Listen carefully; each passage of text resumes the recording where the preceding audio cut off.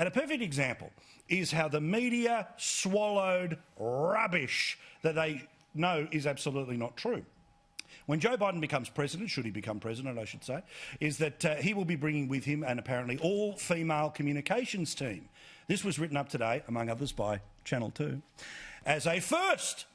The first time ever that an all-female communications team, because, you know, the bloke should run everything and the Sheilas should explain I don't know what the logic is, but there we go. Firsts everywhere, OK? Well, then Kayleigh McEnany, who is the current press secretary to the president, well, she pointed out an inconvenient truth. This is a first that has already been achieved by President Donald J. Trump, saying that real Donald Trump has an all-female senior White House press team, as does the Vice President, as does the First Lady, as does the Second Lady, and it is garbage from the Washington Post. It was even a point made up by somebody who's not really been all in on Trump, in fact was a spokesperson for George W. Bush all those years ago, Dana Perino on Fox. The Obama administration did this a lot too. There was like, this is the first. If you think of last week, the new DHS secretary will be the first Hispanic Americans, the first. Now, there's nothing wrong with that. And if you think you want to get a quick hit in the media, you know exactly how to do it. Conservative administrations typically don't do that. Mm-hmm. And also, as a conservative women, you just are like, you know you're not going to get the glowing profile, so you just get your done. Right. Oh, yes! Good on her for swearing on the telly. I recommend it thoroughly to everyone.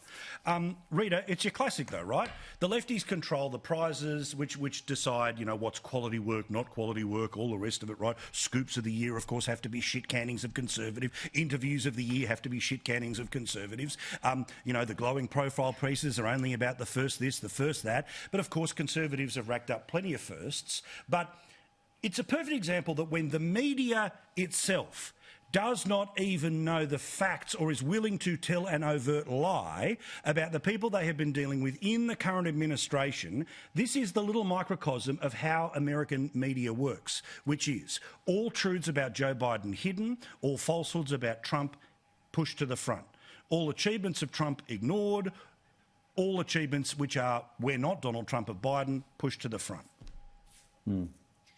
Well, it's been 4 years of this. It's just been an unrelenting campaign. There's a reason why trust in the media is at just historic lows in the US. There's so little faith in what they put out, and that is a self-inflicted wound. They can try to blame Trump as much as they like, but that's not Trump's fault. It's their own fault, because people can see what they do on a daily basis. And we saw that with all the firsts that were completely ignored. You know, first gay person appointed to this role, or first black person, or, you know, it got absolutely no kudos. The first but gay as soon ambassador, as all that the stuff. Democrats started, it is, you know, it's groundbreaking. It's a triumph. It shows that America's been healed. It's just so transparently false, and it's tiresome because it's day in, day out. You see this stuff